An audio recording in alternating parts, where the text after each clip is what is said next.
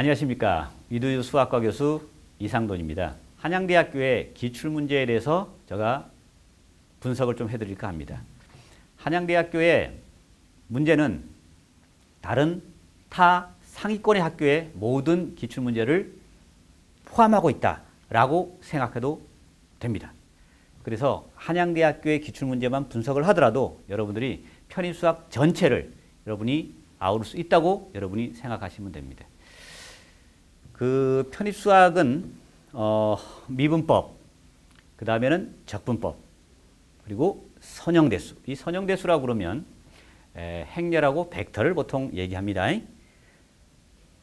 편미분 중적분이 있습니다. 편미분 중적분은 뭐 미분 적분보다는 분량도 작고 내용이 단순한 더 내용이죠. 그 다음에는 공업수학이라고 했습니다. 이 공업수학이 요새 많이 출제가 되는데 특히 상위권의 학교에 많이 출제가 되는데 공업수학은 사실은 말이 공업수학이지 실질적으로 미분 적분을 가지고 실질적으로 공학에서 이용하는 그런 겁니다. 그래서 저는 미분 방정식이라든지 내지는 선적분 면적분이라든지 라플라스 변환 내지는 퓨리에 kup수 등을 얘기하는 것입니다.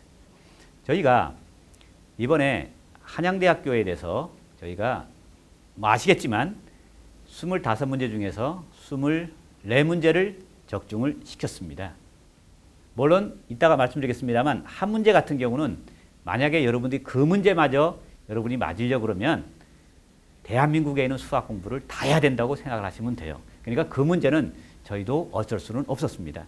그래 나머지 24문제는 어느 정도 예상이 된 거고 그리고 어떤 문제는 정확하게 이 문제가 올해 나올 것이다 라고 그렇게까지 예측을 했던 문제도 있습니다. 그래서 한양대학교 어쩌면 그렇죠. 한양대학교는 여러분들이 가장 가고 싶어하는 겁니다. 이과 학생 중에서. 어쩌면 어떤 학생들은 고려대학교보다도 어쩌면 더 한양대학교를 가고 싶어하는 그런 학생도 있는 것입니다. 그래서 한양대학교에 대해서 잠깐 분석을 할까 합니다. 한양대학교의 먼저 3번 문제를 잠깐 보도록 할게요. 이 3번 문제는 이제 최대 최소에 관한 문제거든요. 최대 최소 문제는 한양대학교가 나왔다 그러면은 최대 최소 미분의 응용에서는 최대 최소 문제입니다. 이건 뻔한 내용이에요. 그래서 한 번 미분해서 뭐가 되는 거? 제로가 되는 거 찾는 모양입니다. 이거는 뭐 항상 뭐 이제 강조를 하는 거죠. 강조를 하는 겁니다. 이거는 고등학교 문제라고도 할 수 있습니다만 실질적으로 이거는 편입에서 배우는 미적분학의 미분의 최대 최소 응용 문제라고 생각하시면 돼요. 그 다음에는 4번 문제를 보면은 편미분에서 가장 시험 문제가 많이 나오는 게 뭐냐면은 공면이 주어지면 공면에 대한 저평면의 방정식을 구하는 거죠. 만약에 이 문제는 여러분들이 거의 100% 나올 거라고 여러분이 확신해야 됩니다. 그러니까 우리가 수업을 하면서 그런 얘기를 해요. 만약에 이 문제 틀리면 그냥 끝장난다. 끝장난다. 이렇게 여러분이 생각하는 그런 문제가 있습니다. 그게 바로 4번과 같은 문제죠. 이렇게. 문제를 전부 다 하기 그러니까요. 좀 건너뛰면서 잠깐 몇 문제 할게요. 그 다음에는 7번에 보면은 절대 수렴 무한급수 있잖아. 이 절대 수렴에 관한 문제라든지 그 다음 8번 같은 수렴 반경을 구하는 문제가 있습니다. 이 문제는요. 중요한 게 뭐냐면은 누가 빨리 푸느냐 싸움이야. 저는 수업 시간에 저희가 많은 노하우를 통해서 여러분에게 말씀을 드려요. 이 문제는 두 개 합쳐서 이 문제는 나왔다 그러면 두 문제가 같이 나올 거거든요. 그래서 만약에 20문제 내지는 25문제 중에서 문제가 나오면은 이 두 문제 정도가 나오게 되는데 이 문제는 30초 만에 풀어라. 30초 만에 풀지 못하면 이거는 실력이 없는 거라고 우리가 그렇게 얘기를 합니다. 만약에 이거를 정상적인 방법, 미적분학의 정상적인 방법으로 만약에 풀잖아요. 그렇게 가르치는 사람도 있어요. 물론 그렇게 가르쳐도 답이 나오긴 합니다. 중요한 거는 시간이거든요. 이거는 30초 만에 아니면 더 빠른 사람들은 20초 만에 답을 딱 골라내는 그런 게 있습니다. 제가 수업하면서 이렇게 하죠. 이런 얘기를 합니다. 이라는 얘기는 딱 보자마자 답이 나오는 모양이다. 그런 문제가 7번, 8번 같은 문제입니다. 이렇게. 그 다음에 10번 같은 문제는 이 공률 문제인데요. 공간상의 공률은 요새는 많이 나오고 있습니다. 옛날에는요. 이게 2009년도까지만 해도 시험이 잘 안 나왔어요. 그래서 2010년부터 나왔는데 이거는 상위권의 학교에서 주로 나온다. 그러니까 공률 공식, 미분의 공률 공식이라든지 벡터 함수의 공률 공식 반드시 외워라. 반드시 외워서 이것도 반드시 맞아야 된다. 우리가 워낙 이제 강조했던 그런 문제. 그 다음에는 15번 문제 보시면 그 다음에 15번하고 16번이 연결된 문제인데요. 15번하고 16번인데 15번은 이게 수직 단위 벡터 구하는 문제는 뭐 이렇게 내적을 해서 구하면 되는 거 16번입니다. 바로 16번. 이 16번 문제가 저희가 올해 한 번도 지금까지 시험 문제 안 나오는데 1인 문제가 나올 것이라고 우리가 예상을 했던 문제야. 그것도 그래서 나올 것이라고 예상했는데 시험 바로 좀 전쯤에 다시 한번 강조를 했죠. 강조해서 이거 한양대학교에서 나올 것 같다. 그래가지고 한양대학교 예상 문제를 우리가 학교에서 배부한 적이 있습니다. 예상 문제에 바로 들어있던 문제입니다. 이게 예상 문제에서. 그래서 답도 똑같아요. 답이 똑같습니다.